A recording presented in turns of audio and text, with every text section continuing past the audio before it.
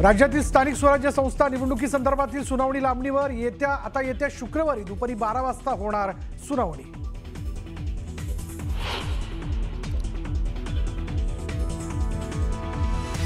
तुमच्या हातात तिजोरीच्या चाव्या असल्या तरी तिजोरीचा मालक आमच्याकडे आहे। चंद्रकांत पाटलांचा अजितदादांना जोरदार टोला।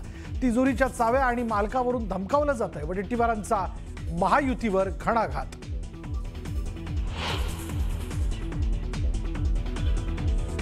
बदलापूर नगर परिषद निवडणुकीत घराणेशाही। शिवसेना शहर प्रमुख वामन म्हात्रेंच्या कुटुंबातील 6 जणांना उमेदवारी। पत्नी, मुलगा, भाऊ, भाऊजाय, पुतण्या निवडणूक रिंगणात।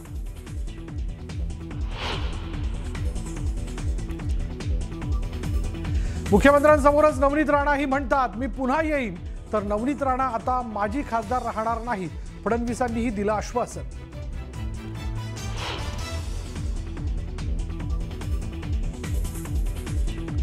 अयोध्येतील प्रभू श्रीराम मंदिर ध्वजारोहण सोहळा संपन्न। पंतप्रधान नरेंद्र मोदींच्या हस्ते ध्वजारोहण। सरसंघचालक मोहन भागवतांचीही सोहळ्याला विशेष उपस्थिती।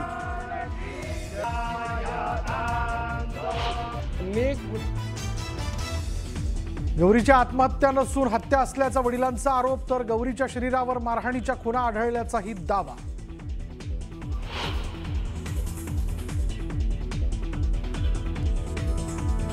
नाशिकमध्ये माजी आमदार निर्मला गावितांचा अपघात। नातवाला फिरवत असताना कारने उडवलं।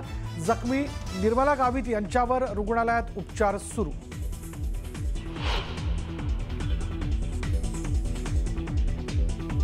आणि इथिओपियात 10,000 वर्षांनी ज्वालामुखीचा उद्रेक। 130 किलोमीटर वेगानं राखेचा थर येतोय भारताच्या दिशेनं। उत्तर भारतातल्या अनेक जिल्ह्यात पसरू शकते राख।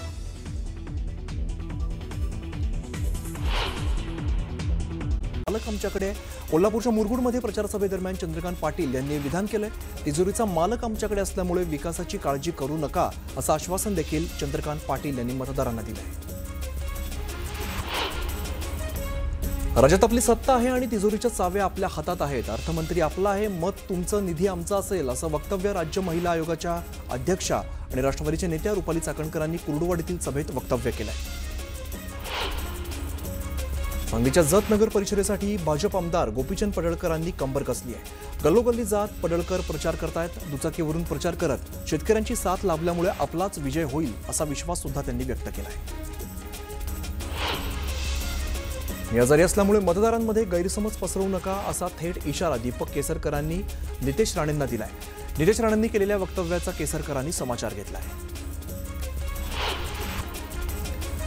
धारणी इथल्या नगर परिषद निवडणुकीच्या प्रचार सभेत नवनीत राणा यांनी मी पुन्हा येईन असं वक्तव्य केलंय। यावरती मुख्यमंत्री फडणवीसांनी सूचक वक्तव्य करत नवनीत राणा माजी राहणार नाहीत असं जाहीर सभेमध्ये सांगितलं। त्यामुळे नवनीत राणांना राज्यसभेवरती संधी मिळणार अशी चर्चा सुरू झाली।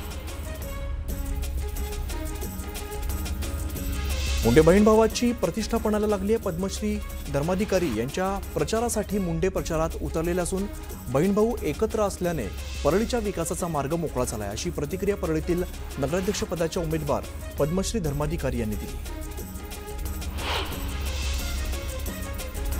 सत्ता केंद्र ताब्यात ठेवण्यासाठी बहीण भाऊ एकत्र मिळून राजकारण सुरू आहे असा आरोप प्रकाश सोळंके यांनी केलेला आहे। आमदार प्रकाश सोळंके मुंडे भाऊ बहिणींवरती संतापले आहेत। राज्यातील स्थानिक स्वराज्य संस्था निवडणुकीसंदर्भातील सुनावणी लांबणीवर। आता येत्या शुक्रवारी दुपारी 12 वाजता होणार सुनावणीकडे संपूर्ण देशाचं लक्ष।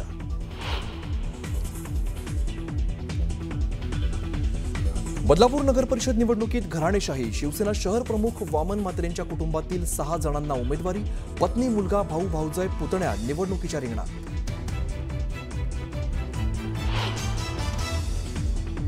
मुख्यमंत्र्यांसमोरच नवनीत राणाही म्हणतात मी पुन्हा येईन, तर नवनीत राणा आता माजी खासदार राहणार नाहीत। फडणवीसांनी दिलं आश्वासन।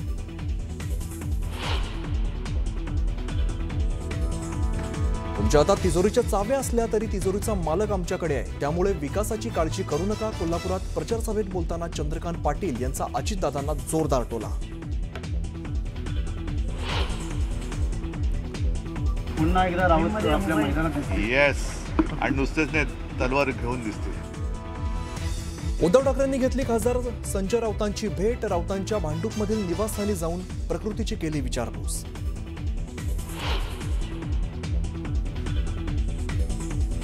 कोल्हापूरच्या पन्हाळा तालुक्यात देवतारी त्याला कोण मारी म्हणीचा प्रत्यय. कोतोली गावात चिमुकला गॅलरीमधून पडला आणि बचावला. हातावरती आणि डोक्याला किरकोळ जखमेवरती निभावलं.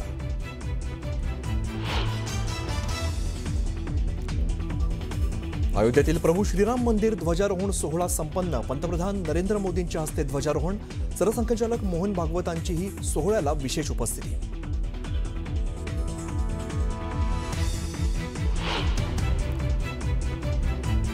आज संपूर्ण देशातील रामभक्तांमध्ये आनंद. अनेक शतकांचा संकल्प पूर्ण झाला. जगात कर्म आणि कर्तव्याचं प्रतीक म्हणजे धर्मध्वज. धर्मध्वज सोहळ्याच्या वेळेला पंतप्रधान मोदी यांचं भाष्य.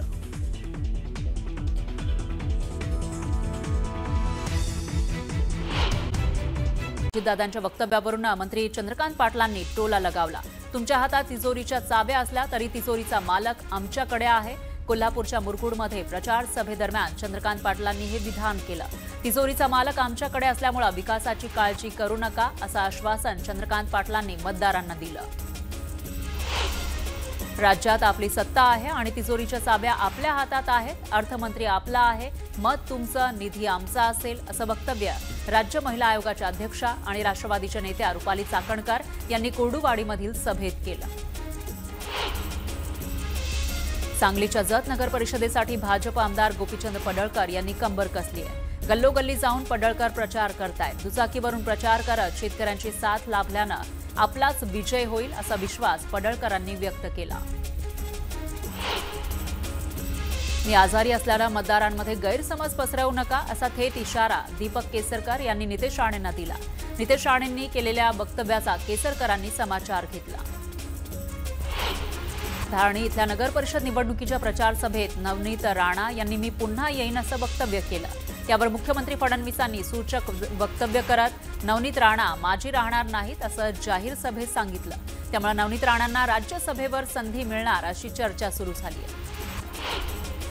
मुंडे बहीण भावाची प्रतिष्ठा पणाला लागलेली आहे. पद्मश्री धर्माधिकारी यांच्या प्रचारासाठी मुंडे प्रचारामध्ये उतरलेत.